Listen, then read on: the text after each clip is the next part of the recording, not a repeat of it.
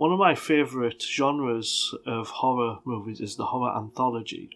There's quite a few out these days, and there's some really amazing ones and some not so good ones. And I want to review one of my favourite ones. Now, I come across this quite late. It was about 2011 when I saw this in Creepshow. I quite like the artwork. It looked quite like 1950s comic style. And what I read on the front, it said Stephen King and George Romero. And both of them together, I thought, I've got to watch this.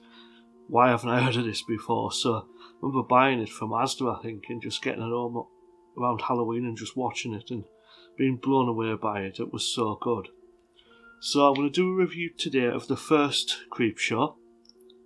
And without further ado, let's have a look and see what it's all about.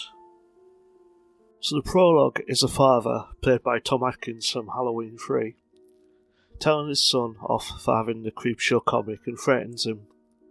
And he also slaps him as well, which wouldn't be allowed this day. It's a bit shocking seeing it happen, actually. And threatens him that if he reads the comic again, worse will come to him, and he ends up throwing it in the bin outside. The monster then appears at the window, and it cuts to the comic style, and then into the first story, which is called Father's Day. So Father's Day is a ghost/zombie undead story about a daughter who, after 30 years of overbearing abusive behaviour by her father, finally snapped and murdered him, and the family come together to pay their respects. And the story is about the father coming back from the dead and murdering all of the family members. Most of them, though, actually deserve it. The zombie scenes are really fun, and you can tell it's Tom Savini has his trademark on this with the Dawn of the Dead and Day of the Dead films. The rising from the grave scene looks quite comical for today's standard, but I can imagine it would have been quite scary at the time. And the death scenes are really good in the film as well. And Ed Harris stars in this as well, and shown his disco moves. I think this is the scariest bit of the story, to be honest, is dancing, and the way he's looking at the woman, staring her dead in the eye while dancing. I think that's the scariest part of the whole story. But yeah, solid start to the film, and quite a creepy story to start off with.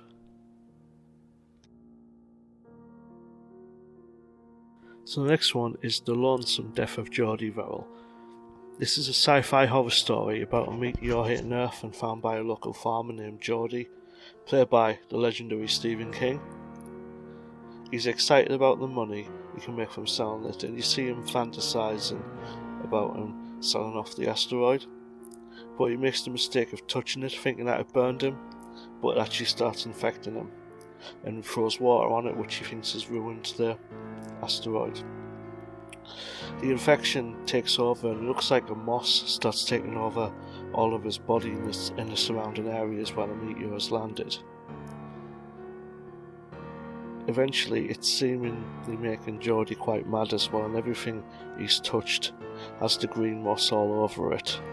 This one is genuinely disturbing to watch, and towards the end of the film, everything is covered in moss, and he's just absolutely covered from head to foot in the green moss and ends up shooting himself. So, quite a happy story at the end, which leaves you a bit empty inside after it finishes. Yeah, this one is really difficult to watch with all the stuff going. It's, not for the squeamish one, this one. There's also a really interesting cameo by Vince McMahon in this. Now, he's not physically in the film, but you can hear him talking over it when Jordi's sat watching wrestling. I just think it's really cool how Vince McMahon gets a cameo in Creepshow. The next one is called Something to Tide You Over. This starts as a thriller, with a man finding out his wife has been seeing someone behind his back and wants to get revenge. I find this one the most terrifying of all of them, because Leslie Nielsen is absolutely terrifying in this. I only ever saw Leslie Nielsen in comedies like Naked Gun and Dracula Dead and Loving It and Police Squad and Scary Movie 3 before this. And seeing him play someone like this was absolutely terrifying, And it is genuinely scary seeing him like this, because you're expecting him just to say something funny or do something daft any minute, and he doesn't, and it's just terrifying to watch. It's like when I saw like Robin Williams in 1 Hour Photo, you just weren't expecting it. He tells him that he has the girl, and if he doesn't do exactly what he says, she'll die. They end up at a secluded beach, and he pulls a gun on him, promising if he does exactly what he says, he'll see the girl again. He's dug a hole, and he covers it to his head, and as promised, Richard lets Harry see the girl, but she is on a TV screen, the exact position, buried up to her head in the sand, with the tide lapping up on her. Richard leaves as the tide is coming in, leaving Harry to his fate and watching Becky drown on the monitor later on in his home.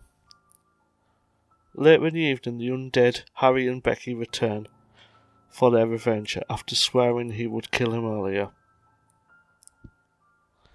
This story is really good. Leslie Nielsen is psychotic throughout and plays a psychopath perfectly. This could easily be the plot of a serial killer series. The twist at the end adds a supernatural side of it, but I think it didn't really need it. It was genuinely scary. The Crate. This is a classic monster story. The story starts with Henry, a professor at university, and his quite obnoxious wife who is henpecked by her, and during the episode he has quite a few fantasies about shooting the dead and killing her, like strangling her at one point as well. His professor friend finds a crate in an old storage box dated from the 1834 Arctic exhibition. When opening it, something comes out of the box and attacks the janitor. And at that point, Henry comes up with a plan for his wife to have an accident involving the monster. This story is very Stephen King-esque in the way it's written, and also the bits when he's fantasizing killing his wife. I can imagine that being in It, the way when he shoots and everyone is just clapping nonchalantly. It's quite like when Pennywise appears and everyone around is just acting really docile. It really reminded me of the It film and also the made-for-TV film as well. Just really reminded me of those bits. The plan works and Henry does seem to get away with the murder and disposes of the crate with the monster inside. And Henry believes that the monster is dead, but it leaves it wide open that maybe the monster isn't dead. This is a really good monster thriller episode. It's a Yeti-style monster and it's really cool. Like, proper old-school monster style, the way it like tears people apart. And the special effects are really good in it. Really enjoyable, this one. And there's a few Stephen King-esque bits as well that I mentioned earlier. The final story is called They're Creeping Up On You. This is a psychological horror story dealing with phobias. The character Upson Pratt is, I believe, loosely based on Howard Hughes as a recluse and kind of germaphobe. It looks like he's seeing bugs constantly. He's very ruthless CEO and he shows this when he's happy when he's found out one of the directors has taken his life. As the story goes on, there are more and more cockroaches in the apartment, and they end up all over the apartment, in his food, all over his cupboards and his drawers. And at this point you do start wondering if it is in his head, with his apartment looking seemingly sterile from taking all the precautions, but more and more seem to appear. The ending's quite open for me, as you don't really know if it was in his head or not, but he ends up dead in his clean room, covered in the cockroaches.